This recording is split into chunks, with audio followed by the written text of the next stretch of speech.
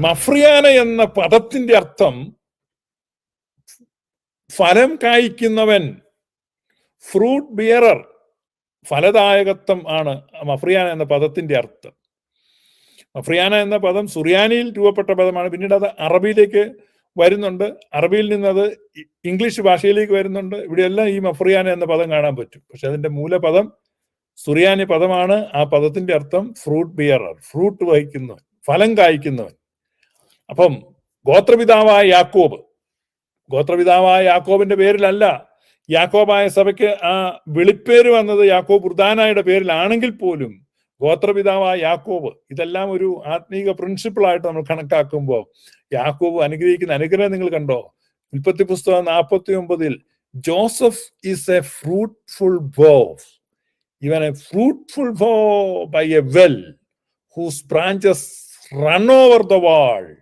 യോസഫ് ഫലപ്രദമായ വൃക്ഷം, യോസഫ് ഫലപ്രദമായ ഒരു വൃക്ഷം, നീരുറവിനരികെ ഫലപ്രദമായ ഒരു വൃക്ഷം തന്നെ, അതിന്റെ കൊമ്പുകൾ മതിലിന്മേൽ പടരും.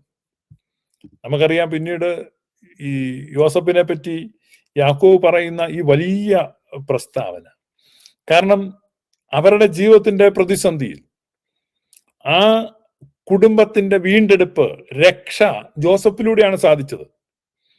അതുപോലെ തന്നെ മിസ്രയീം ദേശത്തിന് ജോസഫ് ഒരു അനുഗ്രഹമായി തീർന്നു. മിസ്രയീം ദേശത്തിന് എങ്ങനെയാണ് ജോസഫ് അനുഗ്രഹമായി തീർന്നത്? Through his wisdom and revelation. രണ്ട് കാര്യമാണ് ജോസഫിനെ പറ്റി പറയുന്നത്, വിസ്ഡം ആൻഡ് റെവലേഷൻ. ജോസഫിന് റെവലേഷൻ ഉണ്ടായിരുന്നു, ഫറവോയുടെ സ്വപ്നങ്ങൾ വ്യാഖ്യാനിക്കുവാൻ റെവലേഷൻ ഉണ്ടായിരുന്നു, ഡിവൈൻ ഗൈഡൻസ്. അപ്പൊ ആ റെവലേഷനോടൊപ്പം വിസ്ഡം ഉണ്ടായിരുന്നു. എങ്ങനെയാണ് ഫ്യൂച്ചറിനെ കണക്കാക്കേണ്ടത്, എങ്ങനെയാണ് സംഭരിച്ചു വെച്ചിട്ട് ഈ മിസ്രയീം ജനത്തിന്റെ ക്ഷാമത്തെ മാറ്റേണ്ടത്.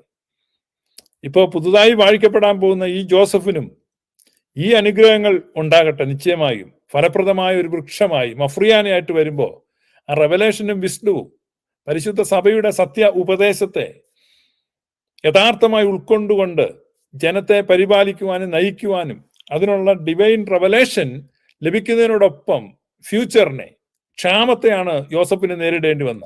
കടുത്ത വരൾച്ച, കടുത്ത ക്ഷാമം. അപ്പൊ അത്തരത്തിലുള്ള പ്രതിസന്ധികൾ, മലങ്കര സഭയുടെ ഭൗതികമായ ആവശ്യങ്ങളും ഭൗതികമായ പ്രതിസന്ധികളും വിസ്ഡം ഉപയോഗിച്ച് അതിനെ നേരിടുവാൻ, എന്ന് പറഞ്ഞാൽ അചിന്തനീയമായ വിധത്തിൽ ഫറവോൻ പോലും തളർന്നു പോകുന്ന സമയത്ത്, ഫറവോന് പോലും ഉത്തരമില്ലാത്ത സമയത്ത് യോസഫ് തന്റെ വിസ്ഡത്തിലൂടെ ആ ഈജിപ്തിന്റെ ക്ഷാമം മാത്രമല്ല സമീപദേശത്തിന്റെ ക്ഷാമവും പരിഹരിച്ചു. കാരണം അനേകർ ഈജിപ്തിലേക്ക് ആഹാരം തേടി വന്നു. അങ്ങനെ ആഹാരം തേടി വന്നവരുടെ കൂട്ടത്തിൽ ജോസഫിന്റെ കുടുംബക്കാരും ഉണ്ടായിരുന്നു. അപ്പൊ ആ പഴയ നിയമത്തിലെ ഗോത്രപിതാവായ യാക്കോബിന്റെ അനുഗ്രഹം പ്രാപിക്കുന്ന ഈ ജോസഫിനെ പോലെ യഥാർത്ഥ യാക്കോബായ സഭയുടെ അനുഗ്രഹവും പിതാക്കന്മാരുടെ പ്രാർത്ഥനയുടെ ആ വലിയ വർഷവും ഈ ഇന്നത്തെ ജോസഫിലേക്കും ഒഴുകട്ടെ. ജോസഫ് മഫ്രിയാനയാകുന്നു എന്നാണ് ഇത് ശരിക്കും വായിച്ചാൽ. നമുക്ക് ജോസഫ് ഫലപ്രദമായ ഒരു വൃക്ഷം, നീരുറവിനരികെ ഫലപ്രദമായ ഒരു വൃക്ഷം.